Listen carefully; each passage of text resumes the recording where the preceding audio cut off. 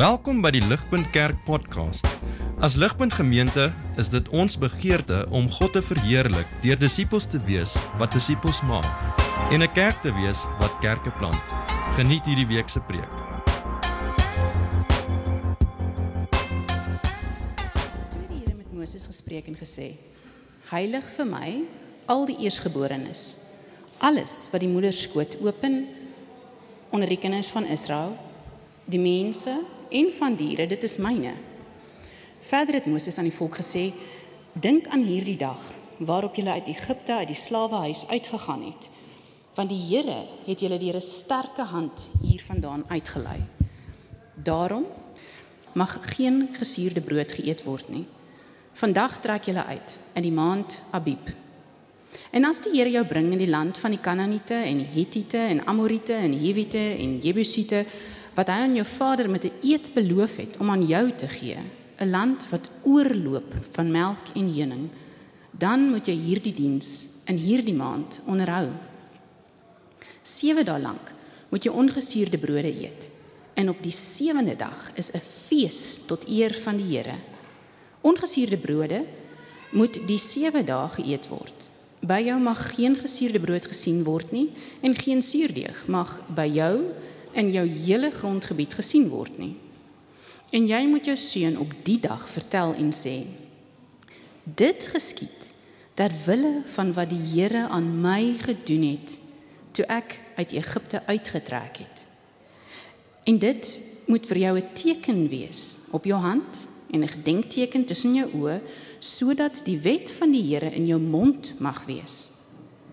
Want deur 'n sterke hand het die Here jou uit Egipte uitgelei. Daarom moet jy hierdie insettinge onderhou op die daarvoor bepaalde tyd van jaar tot jaar. En as die Here jou in die land van die Kanaaniete bring, soos hy aan jou en jou vaders met 'n eed beloof het en dit aan jou gee, dan moet jy alles wat die moederskoot open aan die Here afgee. Ook elke eersteling. Die aanteel van vee wat jy sal hê, wat manlik is, behoort aan die Here. Maar elke eersteling van 'n esel moet jy met 'n lam loskoop. En as jy dit nie loskoop nie, moet jy sy nek breek.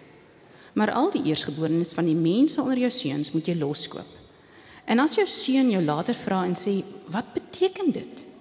Dan moet jy hom antwoord: Die Here het ons deur 'n sterke hand uit Egipte, uit die slawehuis uitgelei, want toe Farao swaarigheid gemaak het om ons te laat trek, het die Here al die eersgeborenes in Egipte gedood, van die eersgeborenes van die mense af tot die eersgeborenes van die diere toe. Daarom offer ek aan die Here alles wat die moederskoot open wat manlik is, maar al die eersgeborenes van my seuns koop ek los. En dit sal 'n teken wees op jou hand en 'n voorhoofsband tussen jou oë, want die Here het ons deur 'n sterke hand uit Egipte uitgelei. Toe Farao die volk laat trek het God hulle nie op die pad na die land van die Filistyne gelei nie, alhoewel dit nader was. Want God het gesê, die volk kan dalk berou kry as hulle oorlog sien en teruggaan na Egipte. Daarom het God die volk laat wegdraai in die rigting na die woestyn, na die Skelfsee toe. En die kinders van Israel het goed gewapen uit Egipte land opgetrek. En Moses het die gebeente van Josef met hom saamgeneem, want hy het die kinders van Israel plegtig laat sweer en gesê: God sal eindelik op julle ag gee. Bring dan my gebeente saam met julle hiervandaan op. So het hulle dan van Sukot af weggetrek en laar opgeslaan by Etam aan die kant van die woestyn. En die Here het voor hulle uitgetrek bedags in 'n wolkkolom om hulle op die pad te lei, en snags in 'n vuurkolom om voor hulle te lig, sodat hulle dag en nag kon trek. Die wolkkolom het nie bedags en die vuurkolom nie snags voor die volk gewyk nie. Toe het die Here met Moses gespreek en gesê: Sê aan die kinders van Israel dat hulle moet omdraai en laar opslaan voor Pi Hagerot tussen Migdol en die see. Reg teenoor Baal Sefon moet julle laar opslaan by die see. Dan sal Farao van die kinders van Israel sê: hulle is verdwaal in die land, die woestyn het hulle ingesluit.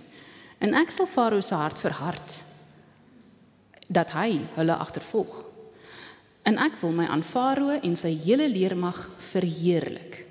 En die Egiptenaars sal weet dat ek die Here is. En hulle het so gedoen. Toe die koning van Egipte berig ontvang dat die volk gevlug het die hart van Farao en van sy dienaars teenoor die volk verander. En hulle het gesê, ja, wat het ons nou gedoen, dat ons Israel laat trek het, sodat hulle ons nie meer kan dien nie? Daarop het hy sy strydwa ingespan en sy manskappe saam met hom geneem. En hy het 600 uitgesoekte strydwaans geneem en al die ander strydwaans van Egipte en die beste vegmanne van elke een daarvan. En die Here het die hart van die Farao, die koning van Egipte, verhard, sodat hy die kinders van Israel agtervolg het. Maar die kinders van Israel het deur 'n hoë hand uitgetrek. En die Egiptenaars het hulle agtervolg, al Farao se perde en strydwaans, sy ruiters en sy leermag, en hulle ingehaal, terwyl hulle in die laar gestaan het by die see, by Pi-hagarot, voor Baal-Sefon. Toe Farao naby kom, slaan die kinders van Israel hulle oë op en kyk, daar trek die Egiptenaars agter hulle aan, en hulle het baie bang geword. En daarop het die kinders van Israel tot die Here geroep, en hulle het vir Moses gesê, het u, omdat daar in Egipte glad geen grafte is nie, ons saamgeneem om in die woestyn te sterwe? Wat het u ons nou aangedoen, dat u ons uit Egipte uitgelei het? Is dit nie die woord wat ons aan u in Egipte gesê het nie? Laat ons met rus, dat ons die Egiptenaars kan dien. Want dit is beter vir ons om die Egiptenaars te dien, as om in die woestyn te sterwe. Maar Moses het vir die volk gesê, wees nie bevrees nie, staan vas en aanskou die verlossing van die Here, wat hy vandag vir julle sal bewerk. Want soos julle die Egiptenaars vandag sien, sal julle hulle nie weer sien in ewigheid nie. Die Here sal vir julle stry, en julle moet stil wees. Toe vra die Here vir Moses, wat roep jy na my? Sê aan die kinders van Israel dat hulle moet wegtrek. En jy, hef jou staf op en steek jou hand uit oor die see en kloof dit, sodat die kinders van Israel dwars deur die see op droë grond kan trek.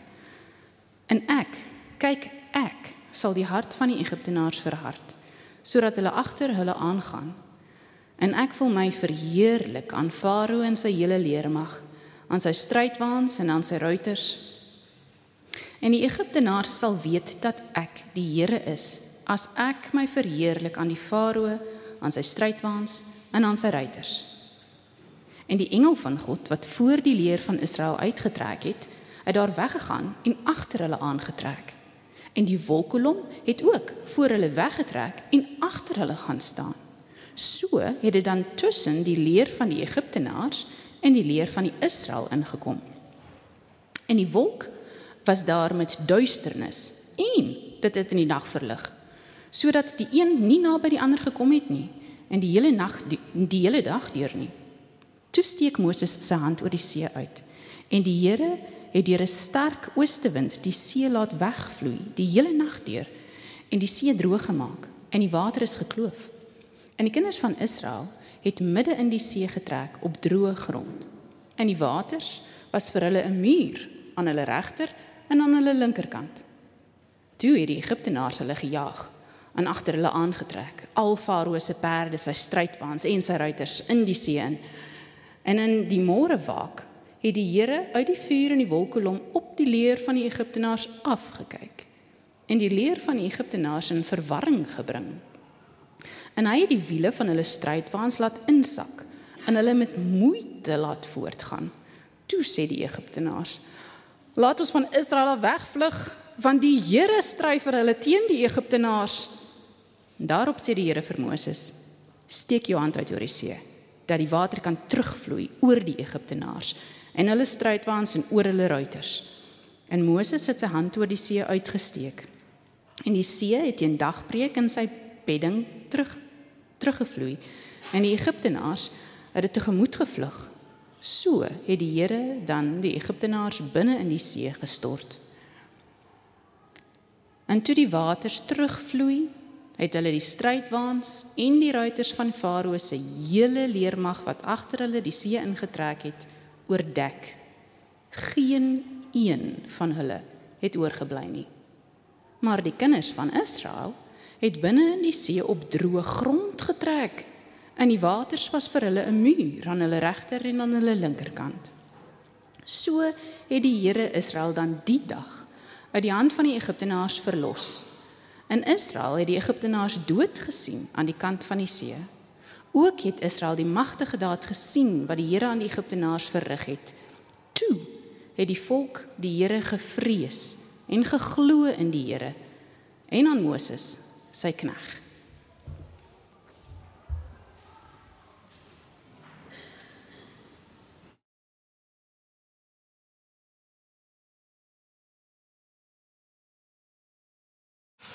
Goeiemôre vriende, baie welkom aan julle elkeen hierso.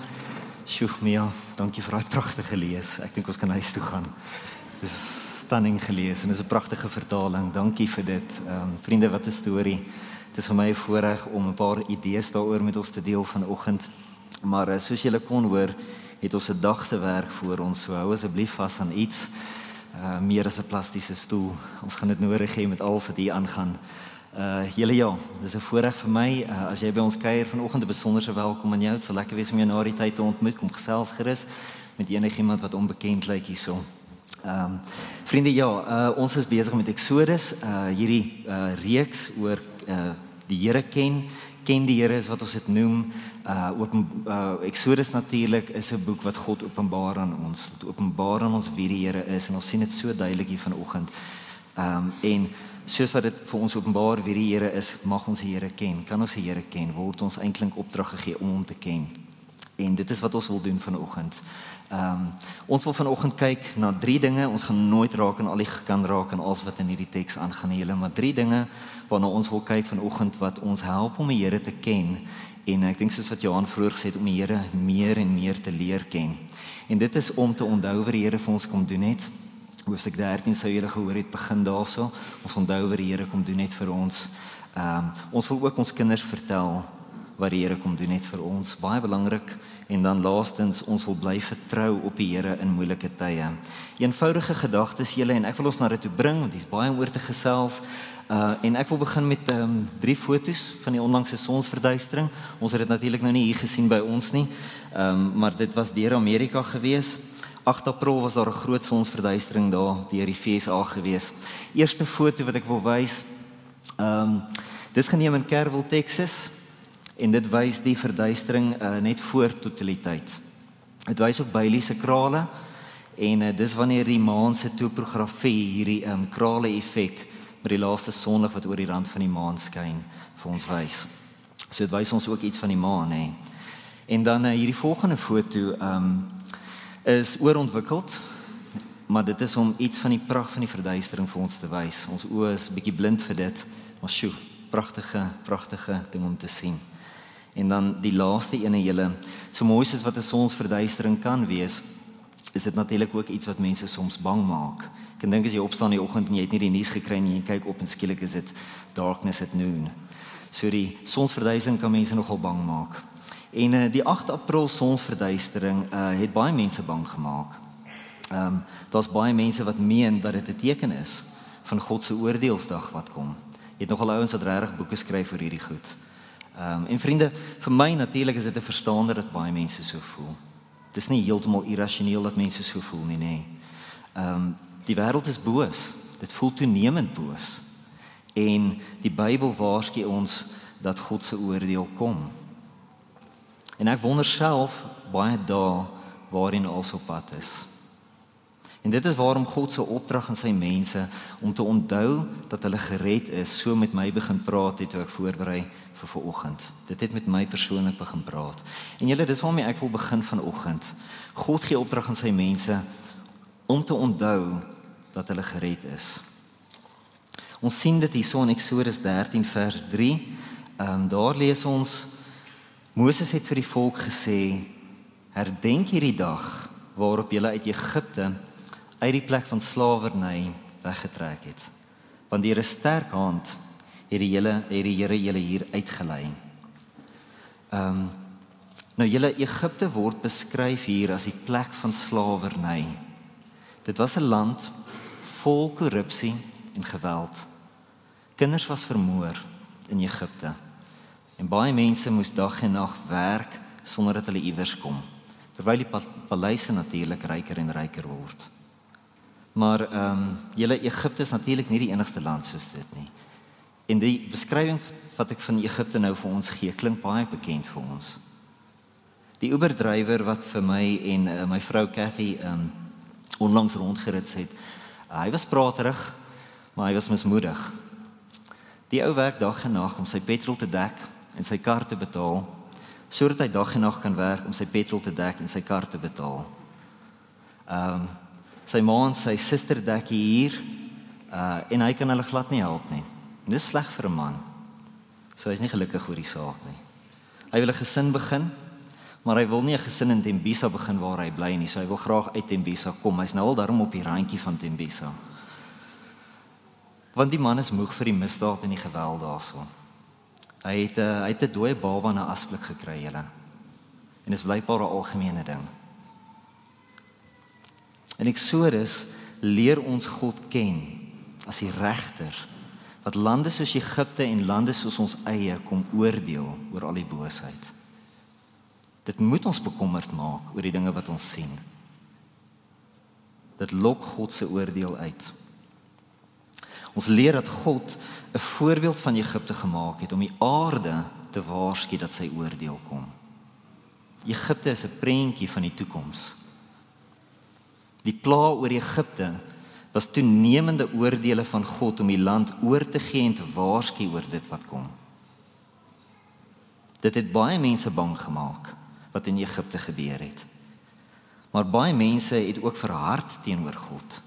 Nee? En Farao was 'n voorbeeld daarvan. Jesus self waarsku dat die boosheid op aarde en God se toenemende oordeele daaroor baie mense bang gaan maak. En dit gaan die harte van baie mense ook verhard teenoor God. So een van my vriende hierso by Ligpunt het my vertel van 'n Oekraïense soldaat wat met 'n GoPro kamera op sy kop joernalis gewys het, jy weet hoe sy hele dorpie waarin sy familie al vir generasies woon, platgevee is deur die Russe. Kom ons sê maar in 'n paar minute. Platgevee deur die Russe. Toe hulle by 'n opgeblaaste kerkie staan, vra die joernalis hom toe of hy in God glo. Maar soos ons kan dink, die soldaat se hart was te hard en te aantuigend teenoor God. In Noag se eie tyd het mense verhard en hulle het hulle nie aan Noag se ark gesteer nie. Maar toe die waters kom, was hulle in elk geval weggevee. En net almal op die ark het kop bo water gehou en die nuwe wêreld ingegaan. En dit is wat so met my praat hier in Eksodus 13, julle. God het Israel kom red. Daardeur praat God met ons om hom te ken as die God wat red. Dis 'n openbaring van hom wat ons nooi na hom. Ons kan die God ken wat red. Anders gaan ons hom ken as die God wat oordeel. Want dan moet oordeel kom oor die dinge wat aangaan in ons lewens en in ons wêreld. Ons is almal boos. En as Egipte nie gespaar was nie, sal ons nie gespaar word nie. Dit gaan nie gebeur nie. Tog word ons kans gegee om God as redder te ken, deur in Jesus se redding te vertrou. Toe Jesus teen die kruis sterf, toe Jesus teen die kruis sterf, het die oordeel van God begin. Ons moet dit verstaan.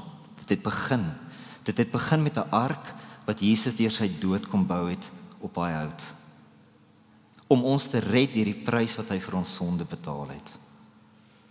Ons word kans gegee om dit te glo en op die ark te klim. Dit sal volg met die vloed. Dis die teken dat die vloed kom. Dit sal volg met die vloed van God se oordeel wat kom om die aarde nuut te maak. Die aarde gaan nuut gemaak word, want God gee om vir sy wêreld. Intussen lewe ons in die tye van Noag, né? Tye waarin mense weggevoer sal word met die korrupsie en met die geweld waarin God die wêreld oorgee.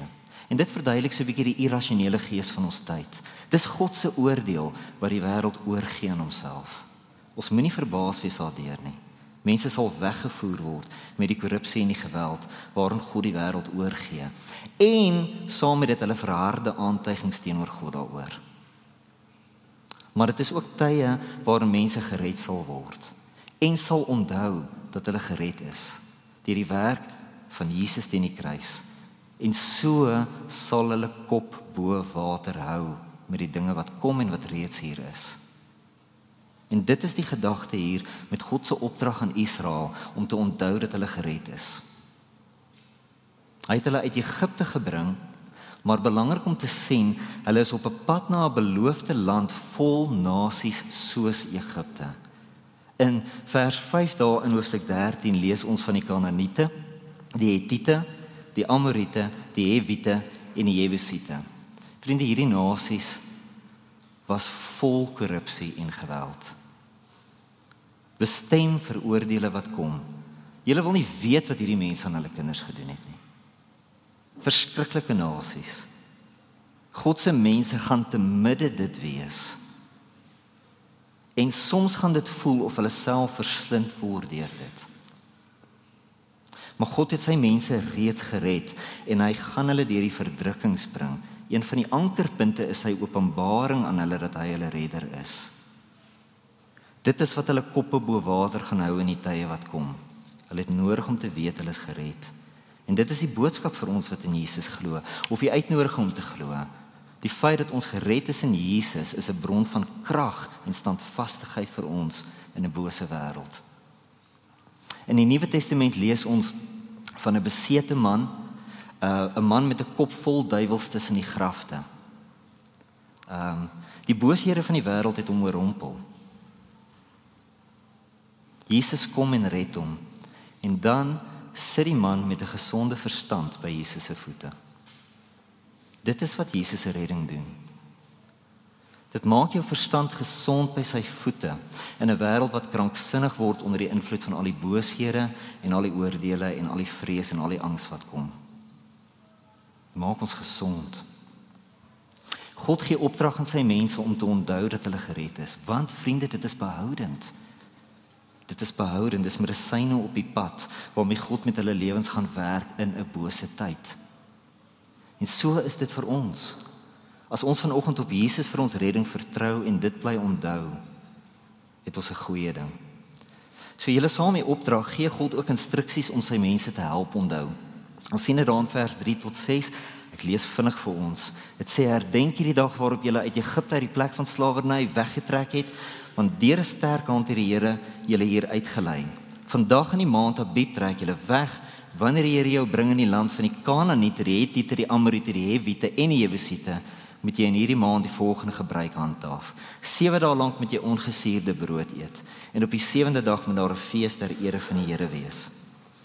So ons het verlede week al reeds hierna gekyk, dit herhaal bietjie hierso, so kom ons herhaal dit, want God dink is goed dat ons dit weer hoor. Toe God hulle red, moes die mense haastige ongesuurde brode bak vir die pad. Ongesuurde brood is padkosbroodjies. Dis kosblikbroodjies. Nou moet hulle jaarliks hulle redding herlewe deur 'n fees van ongesuurde brode. Julle, die punt hier is, dis 'n tasbare instelling, nee, dis 'n tasbare instelling om hulle te help onthou dat hulle redding regtig gebeur het. Hierdie is geskiedenis, dis nie filosofie nie, dis 'n ding wat gebeur het. Daar was 'n tyd toe hulle haastige padkos moes maak.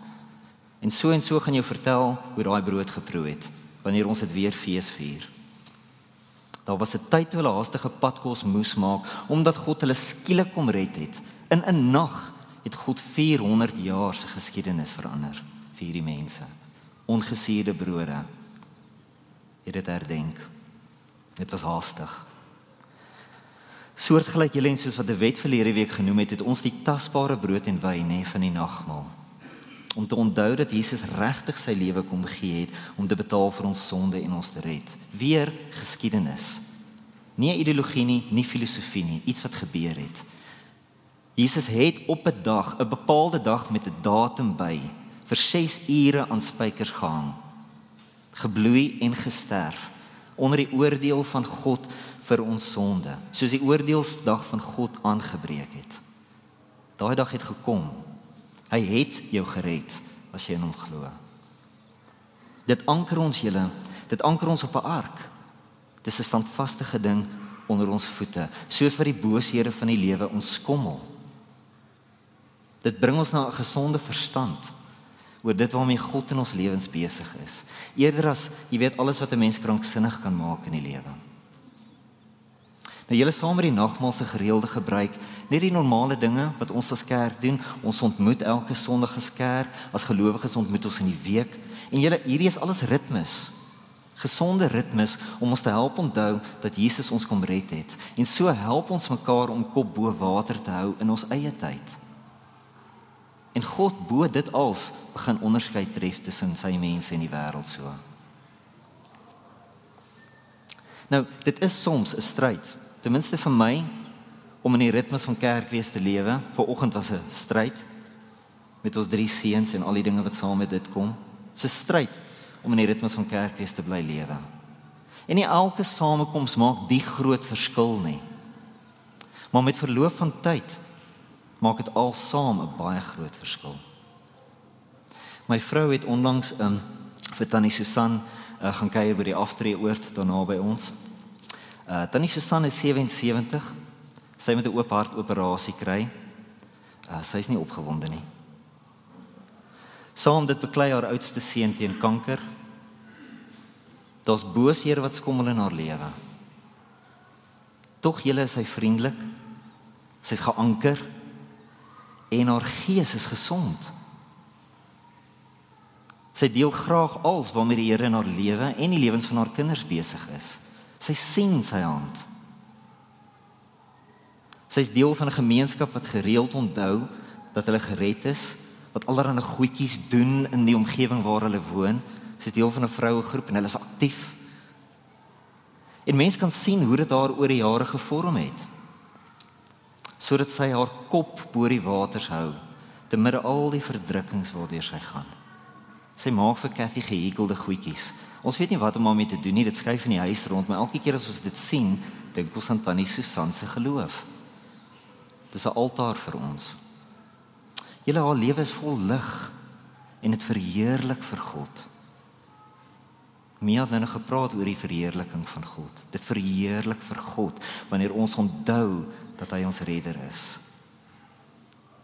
Vriende, dis hoe die Here wil hê ons moet hom ken. Deur sy opdrag om te onthou dat ons gered is deur ons geloof in Jesus. Dis hoe ons hom ken. Al die dinge wat hy ons gee om ons te help onthou, voel soms vermoeiend, maar dis behoudend vir ons.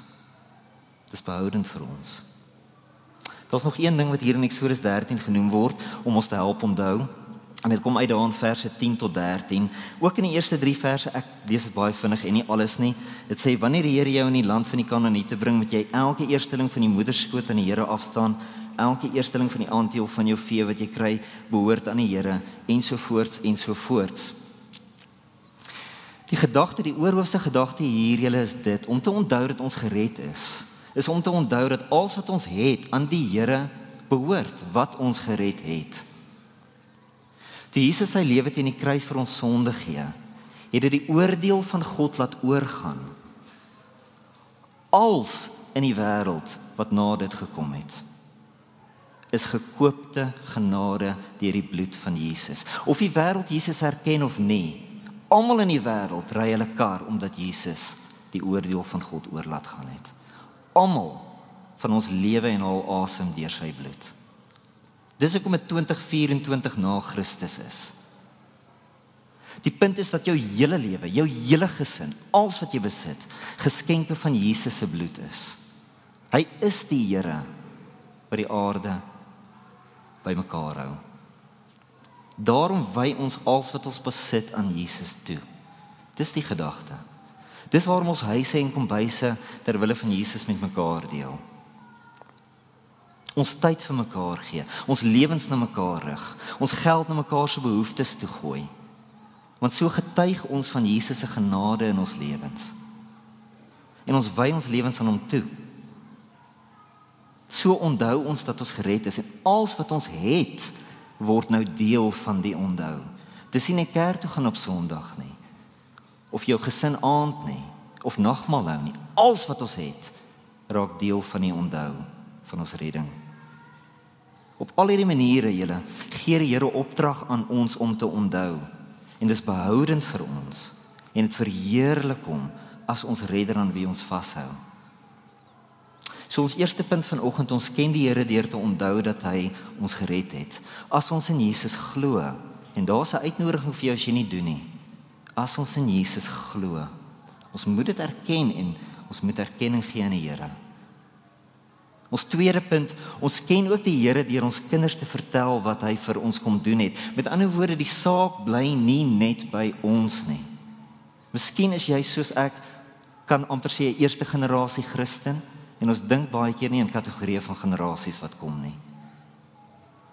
Die saak eindig nie met ons nie. Ons wil ons kinders vertel van die Here wat ons kom red het.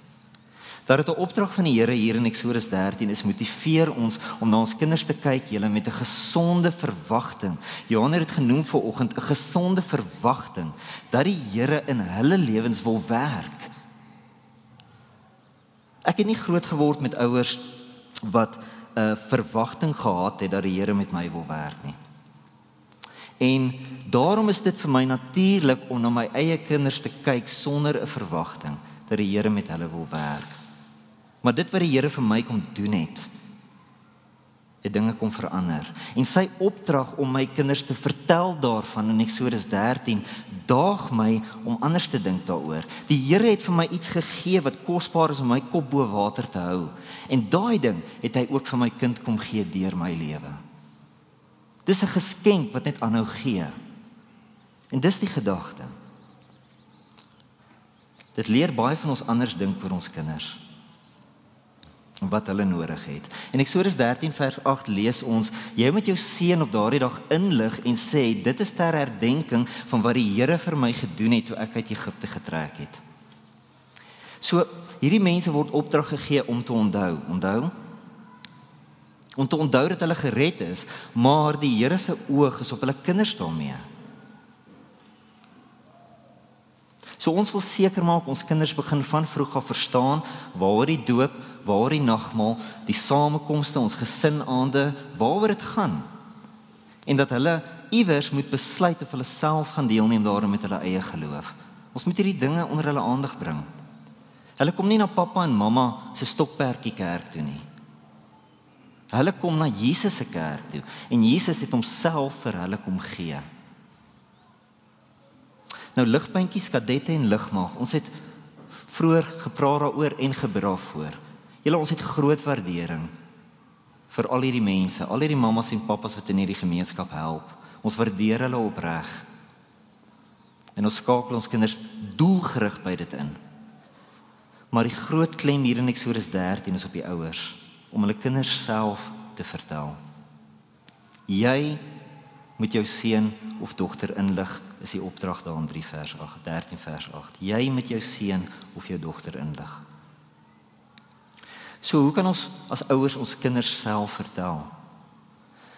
Nou ja, mettertyd natuurlik verloor ons die hef om ons kinders te laat sit, om vir hulle die Bybel te lees en hulle te leer wat hulle moet glo. Ons saai daai dinge in hulle lewens. Maar ons verloor die hef. Hulle kry hulle eie idees in elk geval. Maar as ouers het ons meer as dit wat in die Bybel staan om hulle te vertel. Ons het dit vir die Here in ons eie lewens doen om hulle ook te vertel. Eksodus 13 vers 8 dra iets van hierdie inslag. Dit sê, jy moet jou seun op daardie dag inlig en sê, dit is wat die Here vir my gedoen het. Met ons beste planne vir ons kinders se ken van die Here, kan ons hulle nie forceer om te glo wat die Bybel leer nie. Maar saam met dit wat die Bybel leer, is daar ook baie om te getuig en te vertel wat die Here in ons eie lewens doen. Weet ons kinders waarmee die Here in ons lewens besig is? Toe ek 10 was, het my pa deur sy tweede egskeiding gegaan en ek het op daai stadium by hom gebly in 'n kamer op een van sy vriende se erf, want hy het alles verloor terwyl die egskeiding aan die gang was. Ek onthou hoe hy in die aande langs die bed in daardie kamer gekniel het en gebid het, soms vir baie lank. Ons het nooit daaroor gepraat nie. maar dit het iets in my lewe kom doen wat eers later vrug gedra het. Dit was 'n kragtige getuienis aan my van iets wat die Here my pa doen. Ek het dit nooit verstaan nie, maar dit het met my gepraat. Julle, as dit wat die Here in my pa se lewe gedoen het, met my kon werk, sonder dat my pa my iets vertel, hoeveel te meer kan dit nie met ons kinders werk, wanneer ons hulle wel iets daarvan vertel nie. Moses se een kind se naam was Eliezer, kom uit daar in Eksodus 18. As julle wil, kan ons intoe gaan vandag, maar dis baie. Dis nog baie meer inligting wat moet kom. Maar julle, daai naam Eliezer, want het Moses gesê, lees ons in Eksodus 18, die God van my vader is my hulp.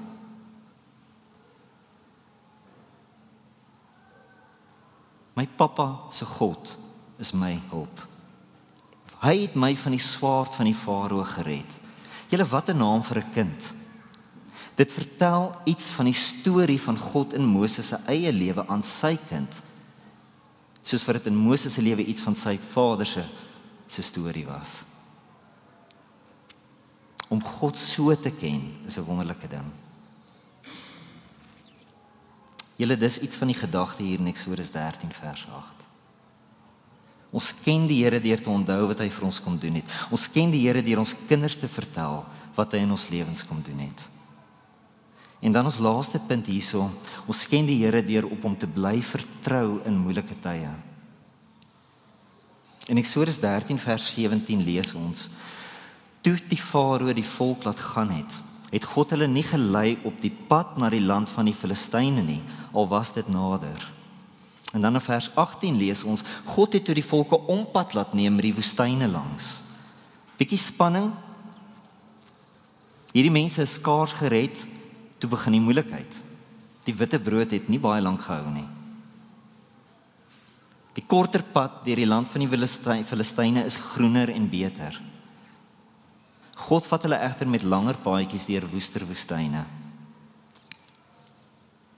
Julle, ons weet nie altyd waarom God ons op paaie vat wat moeiliker is as die makliker paaie wat ons sou kies nie.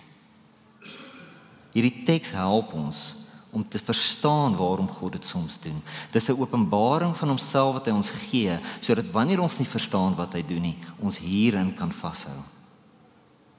Dit help ons om te sien hoekom hy dit soms doen. Dit vat ons agter die skerms. As ons die hele vers 17 lees, dan sien ons dit.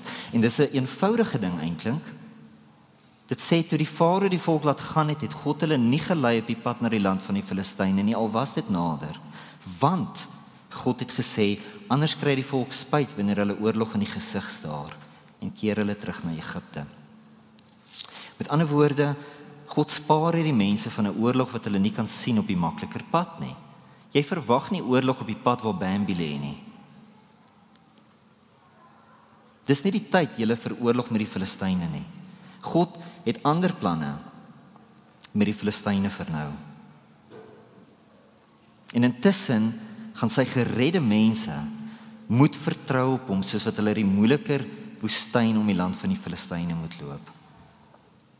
Ons weet nie altyd waarom die God wat ons kom red het ons lewens moeiliker maak eerder as makliker nie. Hy doen dit. Hy doen dit regtig. Dis deel van dit wat ons almal kan getuig. Hierdie teks help ons om te sien dat dit waarskynlik is omdat God ons van iets spaar wat ons nie kan sien nie. So leer die teks ons om God te ken en te eer as die een wat ons kan vertrou wanneer hy ons lewens moeilik maak. Vertroue gee ons oë op die Here wanneer ons oë nie kan sien nie. Hy is ons lig. Sigley van The Church in Mamelodi help om die Mamelodi tutoring program te koördineer. Sommige van julle weet is goed vertroud hiermee. Sy het hulp nodig om baie kinders elke Saterdag skoolwerk te leer. As mense is bidend oor dit, nê. Die Universiteit van Pretoria het aangebied om te help en dit het vir Sigley opgewonde gemaak. Dankie Here. Hy antwoord ons gebed. En toe val als plat. Die universiteit gaan nie meer help nie. Ons weet nie regtig waarom nie. Maar ons moet vertrou dat die Here weet wat hy doen en wat goed is vir ons. Ons sien iets van so vertroue hier in vers 18. Kyk weer daarna, daar lees ons, God het toe die volke ompad laat neem met die woestyne langs na die Rietsee en die Israeliete het in slagorde uit Egipte land opgetrek. Ordelik agter God aan. Hierdie mense aanvaar en hulle betree die moeiliker pad waarop God hulle neem. Hulle aanvaar dit en hulle leun in op dit. Dit was hulle vertroue, julle. Dit wys hulle vertroue en dit is 'n wagwoord vir ons. Maar dis ook nie die uiteinde van die saak nie, want die moeiliker pad waarop hulle hier vir God volg, bring hulle na iets nog moeiliker. Die Rietsee. En die Rietsee is 'n onmoontlike pad. En dis ook God se plan. Ons sien hierdie plan in verse 1 tot 5 daar in hoofstuk 4:14.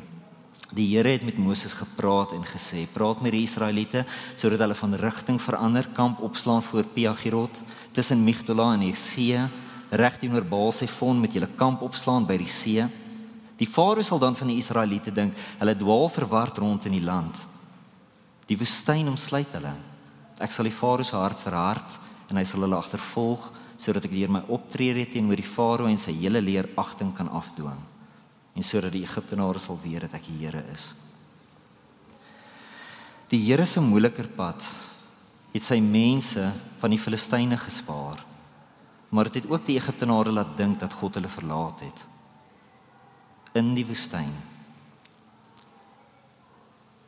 En met die Rietsee wat hulle pad nou onmoontlik maak vorentoe, kom die Egiptenare strategies van agter af om God se mense terug te sleep Egipte toe. Vriende, soos wat ons die Here vertrou, voel dit soms of hy 'n lewe wat reeds moeilik is, onmoontlik maak vir ons. En dan kom die aanslagte van agter af, wat ons in die versoeking bring om te dink God het ons verlaat, en dat dit beter is om terug te keer na die ou lewe sonder hom, met al sy booshede sonder hoop. Ons sien iets van dit hier in verse 10 tot 12. Toe die Farao nader kom, kyk die Israeliete op en daar is die Egiptenare besig om teen hulle op te ruk. Hulle was angsbevange.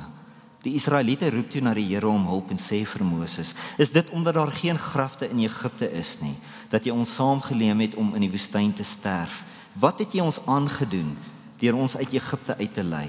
Is dit nie presies waar ons met jou in Egipte gepraat het nie, toe ons gesê het, laat ons met rus, sodat ons vir die Egiptenare kan werk? Dit is immers vir ons beter om vir die Egiptenare te werk, as om in die woestyn te sterf. Ons kan almal identifiseer met die versoeking op hierdie mense. Ons is baie vertroud hiermee. Hoe gaan die Here ons bring deur die dinge wat onmoontlik is vir ons? Dis waar die Here ons elkeen vat met ons lewe. Hoe gaan hy ons deur dit kry? Iemand is sleg dood in jou gesin en jy kan niks daaraan doen nie. Jou verhoudings is gebroken op maniere wat jy nie self kan regmaak nie. Jy dra skuld en skande wat die see nie kan afwas nie. Jy bly sukkel met patrone van gedrag wat jy nie eers verstaan nie, en dit dra als gevolge. Die wêreld is boos op slinkse maniere wat sondaars en slagoffers van almal van ons maak. Hoe kom dinge ooit weer reg? Hoe vertrou mens op God met dit als? Is die goeie nuus van Jesus nie in wese presies dit nie? Die dood en die opstanding van Jesus getuig van 'n God wat die boosheid van die lewe oorwin.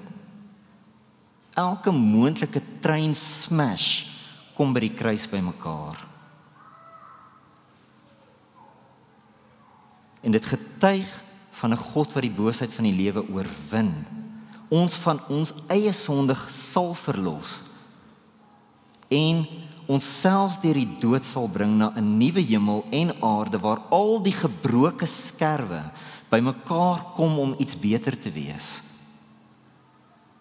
Dit is als onmoontlike dinge vir ons, soos om aan 'n kleur te dink wat nie bestaan nie. Eksodus 14, die Rietsee, bring ons na 'n God toe wat sy geredde mense na die onmoontlikheid van hulle lewens toe bring. Om homself daardeur te verheerlik, sodat ons sy heerlikheid sal sien en hom sal ken in sy heerlikheid en hom sal vertrou. Ons moet God se heerlikheid sien om hom te vertrou. Dit is sy plan. God gaan homself openbaar. In Eksodus 14 vers 13 tot 5 lees ons, Moses het vir die volk gesê, moenie bang wees nie, staan stil en aanskou die verlossing van die Here wat hy vandag vir julle gaan bewerk. Dis iets om te sien. Want die Egiptenare wat julle vandag sien, sal julle nooit weer sien nie. Die Here self sal vir julle veg. Julle moet net stil bly. Die Here het vir Moses gesê, wat roep jy nog na my? Praat met die Israeliete, sodat hulle verder trek, en jy lig jou staf op, strek jou hand uit oor die see, en kloof dit oop, sodat die Israeliete op droë grond in die middel van die see kan ingaan. God het vir sy mense, soos ons die storie hier ken, 'n pad oopgemaak, agter hulle herder aan, deur die see. En so het hy homself openbaar, as die God van onmoontlike dinge. Hy is die God van onmoontlike dinge. En dit het die mag van Egipte gebreek. Daai versoekingsstem van die vyand is deur God se heerlikheid gebreek. Waarmee dit God se mense terug wou sleep na 'n lewe sonder hom. Die heerlikheid van God breek die versoeking. En dit het sy mense geleer om hom en sy herder te vertrou met die onmoontlike dinge van hulle lewe. Dis die Rietsee. Vriende, dis die Rietsee. Dit is 'n model van die ware doop waardeur God sy geredde mense leer om hom te vertrou.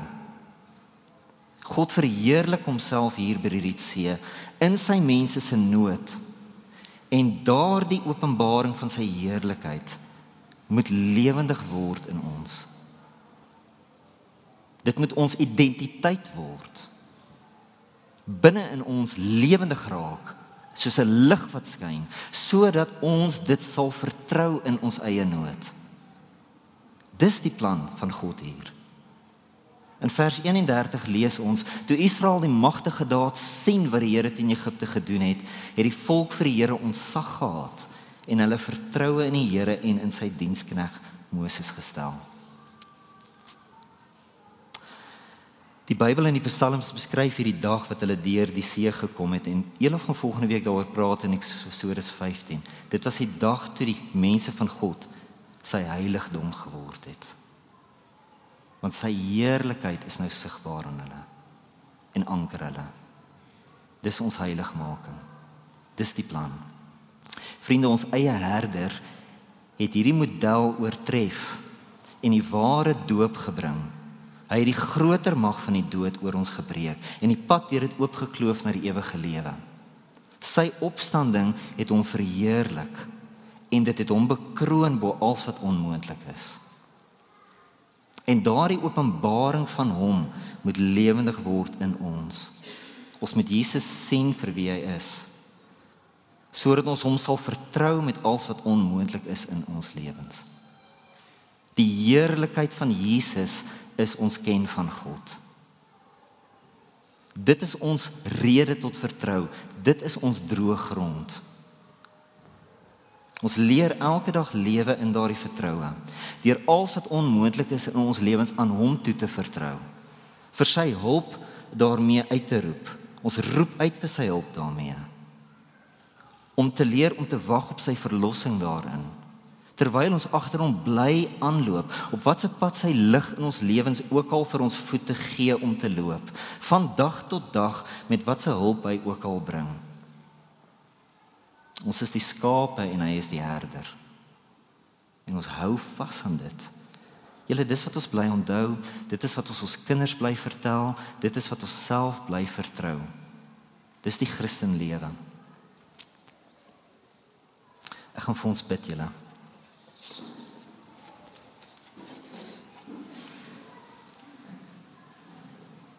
Here, ek moet erken dat ek gister mismoedig was. Ek is moeg en uitgebrand van die jaar se dinge. Ek het gehoop op 'n maklike dag, sodat ek vars hier kon staan vanoggend. Maar gister was die moeilikste dag van my week. Maar Here, u heerlikheid by die Rietsee en deur die opstanding van Jesus het in my lewende geword deur die woord. En dit laat my vanoggend opgewonde voel oor die plan om Uself in ons elkeen se onmoontlike nood te verheerlik en ons te bring by die plek waar ons U opreg sal loof daarvoor. Here, dit is ons ware doop. Here, help ons om U so te ken en U so te vertrou met dit. Dis kennis van God. Amen. Vir meer inligting oor Ligpunt Kerk, besoek gerus ons webwerf op www.ligpunt.com of kontak ons gerus by info@ligpunt.com.